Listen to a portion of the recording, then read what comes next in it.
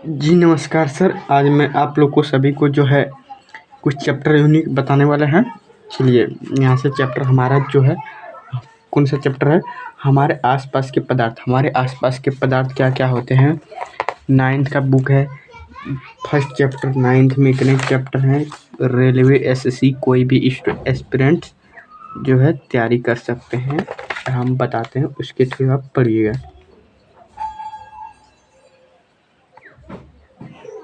ठीक है दोस्तों, चलिए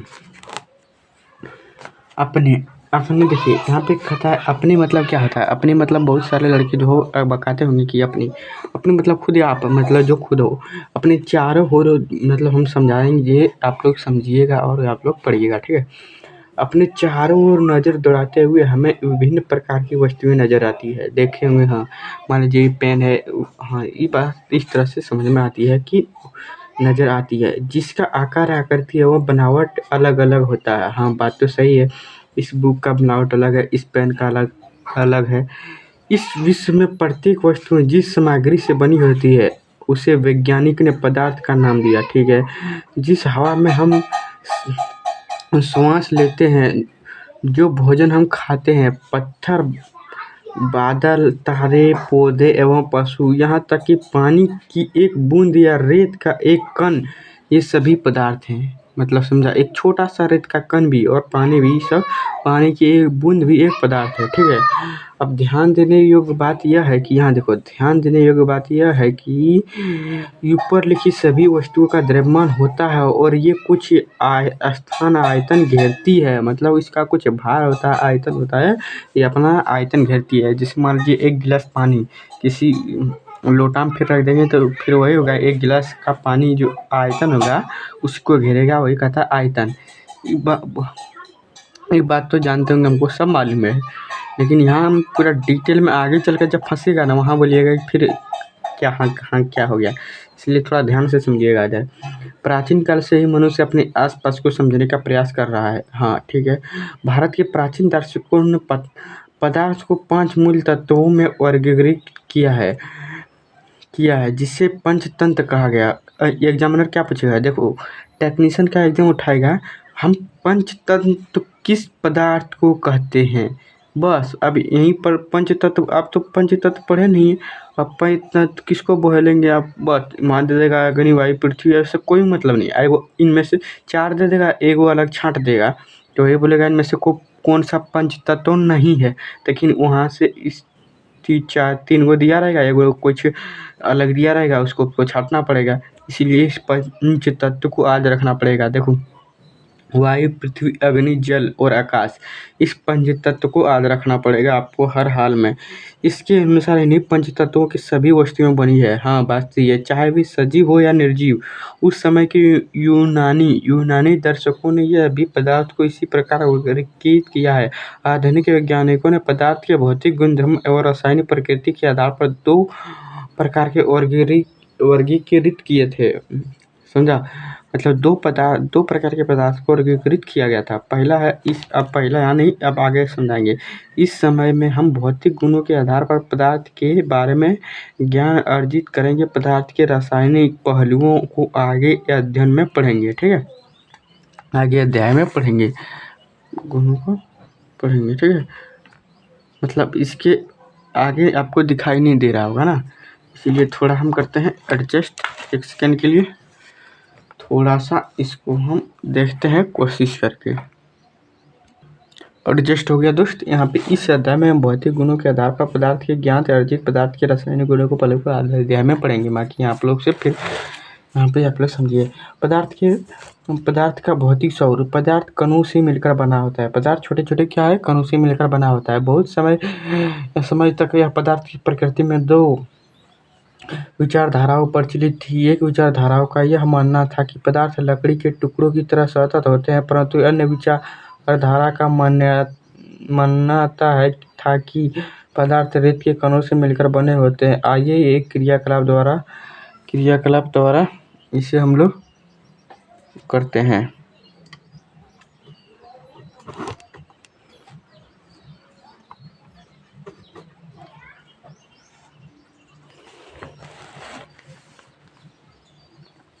क्रियाकलाप, बाकी क्रियाकलाप उसको इतना ध्यान नहीं देना पड़ेगा, ठीक है। यहाँ पे समझिए, इन पदार्थ के उत्तर पाने के हमें यह विचार को स्वीकरण होगा कि सभी पदार्थ कणों से बने होते हैं। उपरोक्त क्रियाकलाप में चंपन यानी चम्मच में रखी, चंपन पढ़ते हैं इसलिए गलत होता है ना। चम्मच में रखी गई नमक का शर्करा अब पूरे पानी में घुल गए हैं, जैसा कि चित्र 1.1 में दिखाया गया। चलिए देखते हैं 1.1। यहाँ पे आ गया 1.1, यहाँ पे दिखाया गया है। चलिए, जल नमक मिलाए लाख गुण अवधित किए गए जल के कण, जल की हिलाए नमक, जल नमक, इस तरह से, ठीक है। जब हम जल नमक घोलते हैं तो नमक के कण जल के कणों के बीच रिक्त स्थानों में समावेशित हो जाता है। मतलब वो घुलता नहीं है, सब पे बोलता है घुल जाता है, उसके कणों में छोटे छोटे, देखना कभी चीज जैसे चीनी हो गया, चीनी पानी में घुल जाता है, छोटे छोटे कण में समावेशित हो जाता है। छोटे छोटे कण के पानी में भी छोटा छोटा कण रहता है, उस कण में समावेशित हो जाता है, ठीक है। इस तरह से हम फिर चीनी को जैसे वाष्पीकृत जल को करेंगे तो फिर चीनी हमको मिल जाएगा, ठीक है। इसी प्रकार फिर हम जब पानी को जब वाष्पीकृत करेंगे तो हमको नमक मिल जाएगा। इस तरह से क्रियाकलाप दिखाया गया है। अभी इतना इसको ध्यान देने की बात नहीं है। तो यहाँ पढ़िए, अनुमान लगाइए कि पदार्थ के कण कितने छोटे होते हैं कि पानी के बाद तनुकृत करने पर एक घोल का रंग हल्का होता है, फिर भी पानी रंगीन नजर आता है। यह प्रयोगशाला दर्शाता है कि पोटेशियम परमैंगनेट, यानी देखिए यहाँ पे आप लोग को दिखता नहीं होगा, चलिए कोई बात नहीं। अब यहाँ पे देखिए,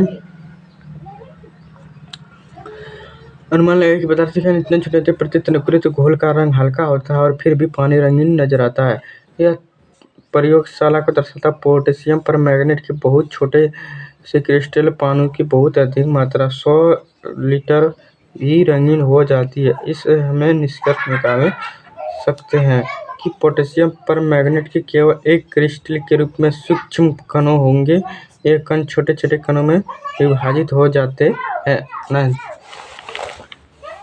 आप यहाँ पे कुछ समझिए, हम कुछ समझाने जा रहे हैं।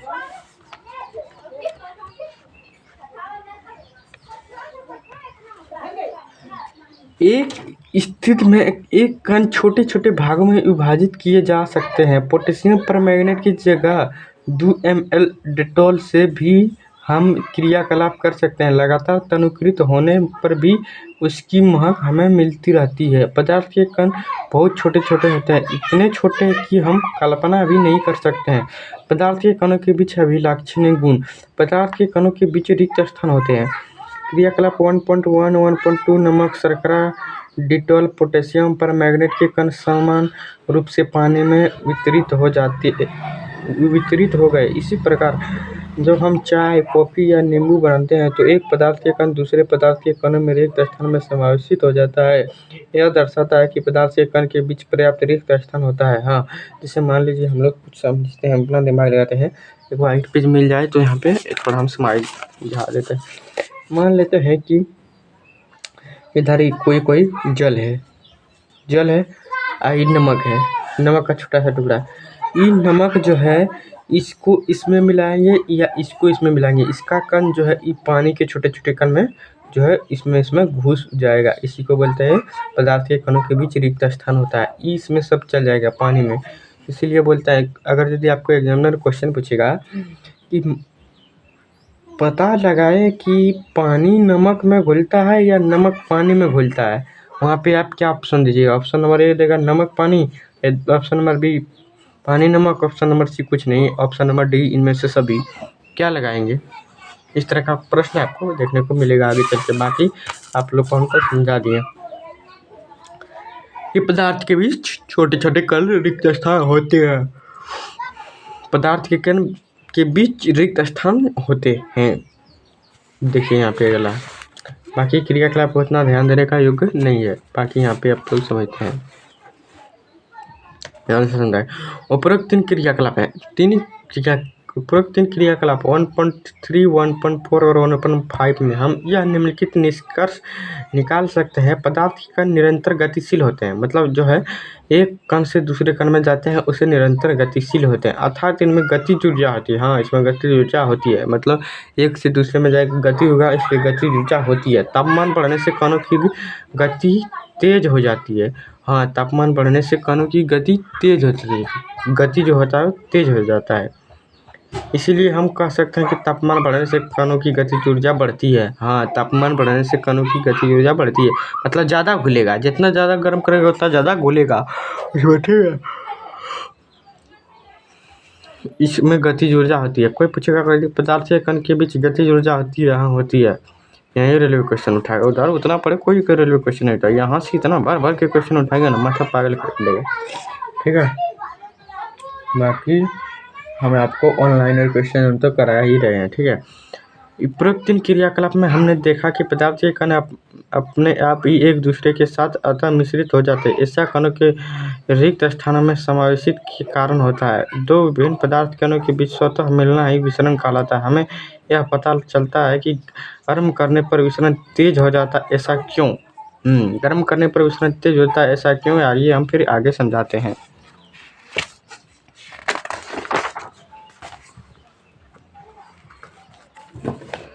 सब क्रियाकलाप उतना देने के योग्य नहीं है। अब यहाँ पे समझिए, देखिए यहाँ पे उपरोक्त 3 क्रियाकलाप पदार्थ के कणों के बीच एक बल कार्य करता है। यह बल कणों के एक साथ रखता है। इस आकर्षण बल को सामर्थ्य प्रत्येक पदार्थ में अलग अलग होता है, ठीक है। पदार्थ की अवस्था, अपने आसपास के पदार्थ को ध्यान से देखें या कितने प्रकार के होते हैं। हम पाते हैं कि पदार्थ की 3 रूप होते हैं, ठोस, द्रव, गैस। लेकिन पदार्थ की ये अवस्थाएं के कणों की विभिन्न विशेषताओं के कारण होती है।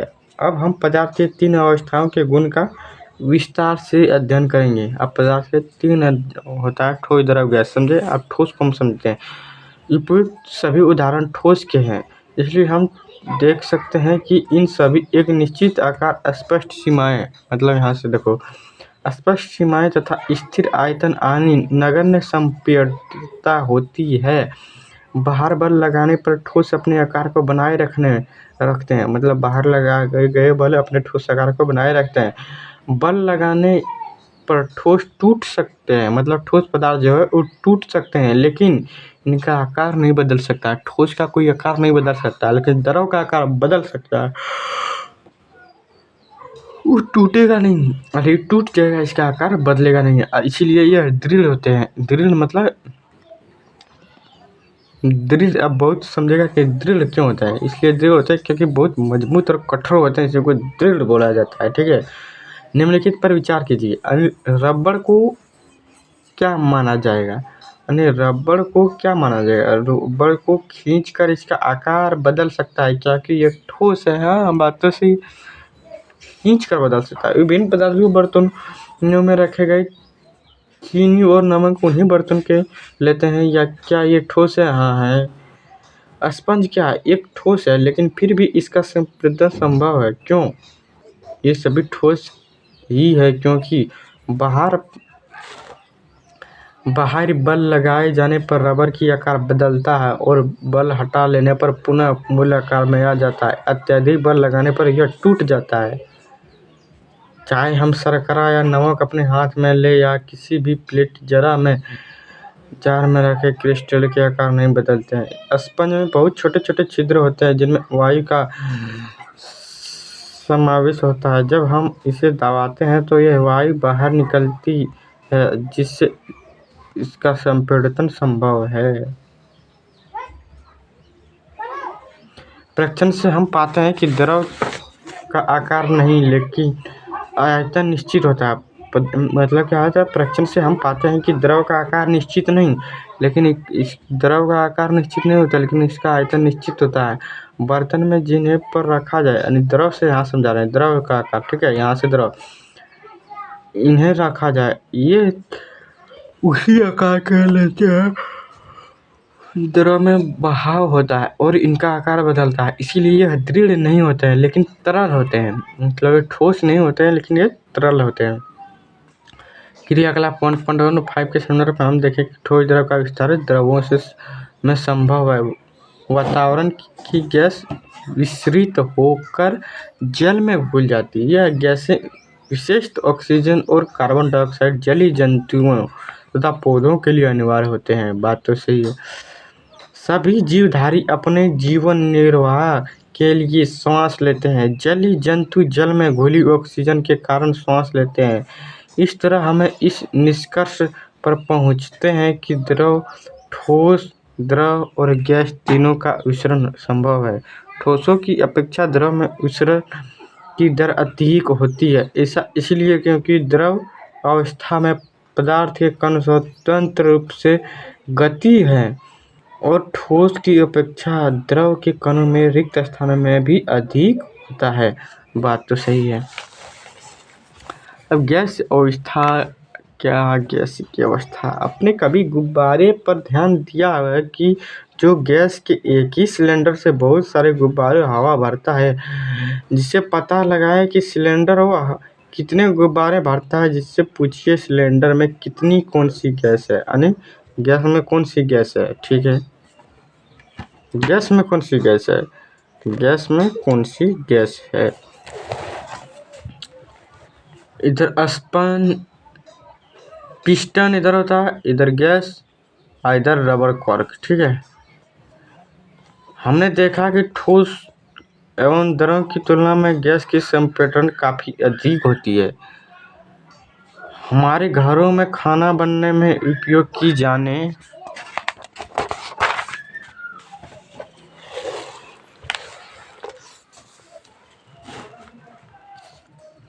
वाली द्रवीकृत पेट्रोलियम गैस एलपीजी या अस्पतालों में दिए जाने वाले ऑक्सीजन सिलेंडर से संपीड़ित गैस होती है।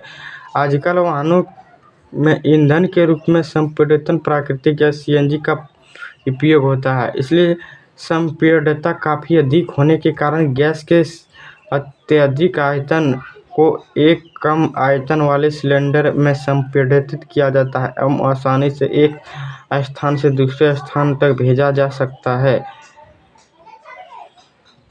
हमारी नाक तक पहुंचने वाली गंध बिना रसोई में प्रवेश किए ही हम जान सकते हैं कि क्या पकाया जा रहा है। ये गंध हम तक कैसे पहुंचती है? खाने की गंध के कारण वायु में मिल जाते हैं और रसोई से फैलकर हम तक पहुंचते हैं। यह गंध के कारण और दूध भी जा सकते हैं। पके हुए गर्म खाने की महक हमारे पास तक कुछ भी क्षणों में पहुंच जाती है। इसकी तुलना ठोस एवं गैसों के विसरण से करें। कणों की तेज गति और अत्यधिक रिक्त स्थानों के कारण गैसों का अन्य गैसों में विसरण बहुत तीव्रता से होता है। गैस अवस्था में कणों की गति अनियमित और अत्यधिक तीव्र होती है। इस यहाँ पे थोड़ा आप लोग को दिखता नहीं होगा। तीव्र गति के कारण ये कणों के आसपास बर्तनों की दीवारों से टकराते हैं। बर्तन की दीवार पर गैस के कणों द्वारा प्रति इकाई क्षेत्रफल लगने वाले बल के कारण गैस का दबाव बनता है।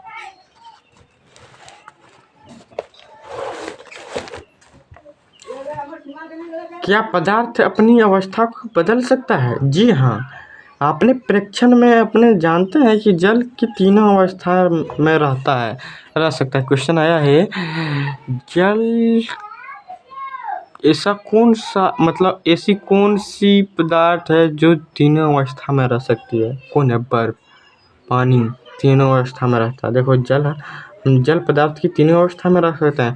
जैसे मान लो कि जल तो वो किस में हो गया? तरल में हो गया। अब बोलेगा ठोस में उसको जमा दो तो बनेगा ठोस। और गैस में तो वाष्पीकृत होता ही है। जैसे मान लो कि आपने बहुत ज़्यादा हीट किया तो वाष्पीकृत हो गया, तो तीनों अवस्था में रह सकता है।